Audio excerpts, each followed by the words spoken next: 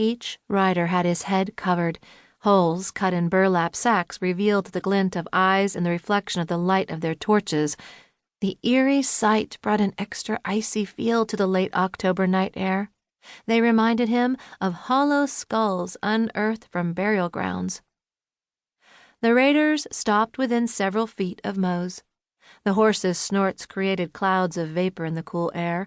Small pockets of his own fogging breath kissed Roan's face. The leader of the pack leaned forward in the stirrups. "Mosaic, we're here to take back what you stole. Leave or you die." "I done told you before, do what you feel you have to do, 'cause my paper says this piece of dirt is legally mine."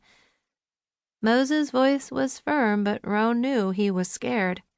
"Ain't no one gonna take me off my own property, not ever. You just run along now, and I'll be forgettin' you took it on yourself to rid me of my land. No one can claim we didn't give you fair choice.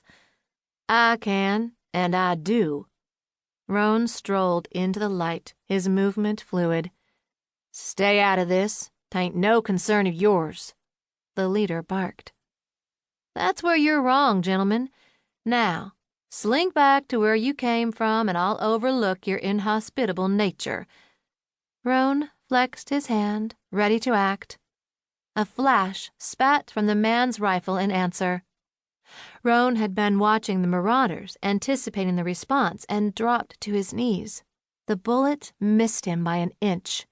Before the man could fire again, he quickly reached backward for the weapon hanging between his shoulder blades. The knife slid into his grip, and he sailed it with expertise into the flesh of the nearest assailant. "Oh, God, I'm hit!" The bushwhacker yanked the knife from his shoulder, holding it in disbelief.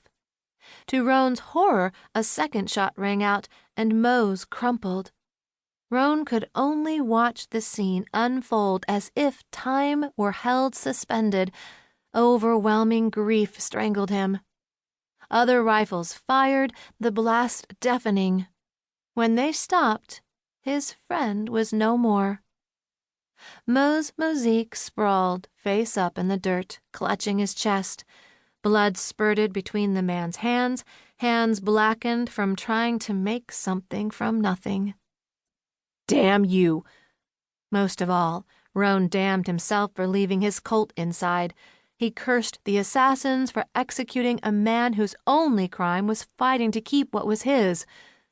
"Throw your torches. Set the shanty afire."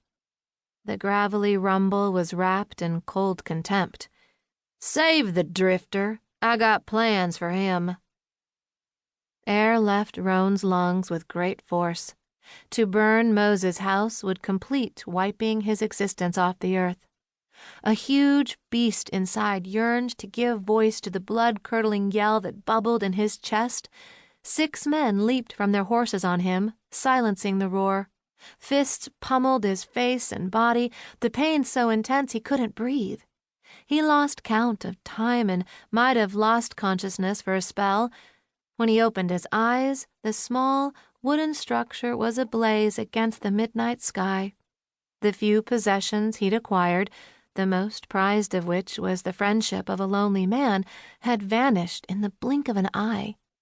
He freed himself of his assailant's grips and stumbled toward his fallen friend. Flames illuminated Mose. Eyes that had seen only the best in everyone now stared unseeing at the heavens. Roan jumped to his feet, his arms outstretched in an attempt to grab the nearest rider. A rope whirred and tightened about him before he could, settling under his armpits. He grabbed hold of the rough hemp, his gaze on the man on horseback who'd snared him. "We're gonna teach you what happens to meddlers, drifter." The rider's spurs dug into his horse's flanks. The animal launched into a full gallop and pitched Roan forward. The hard fall knocked the wind from his lungs. He fought to breathe as he hurtled through a bramble patch. His teeth bit into the soft flesh of his curled bottom lip. The taste of blood strengthened the fight in him. He clenched his jaw and grabbed the rope, pulling himself forward.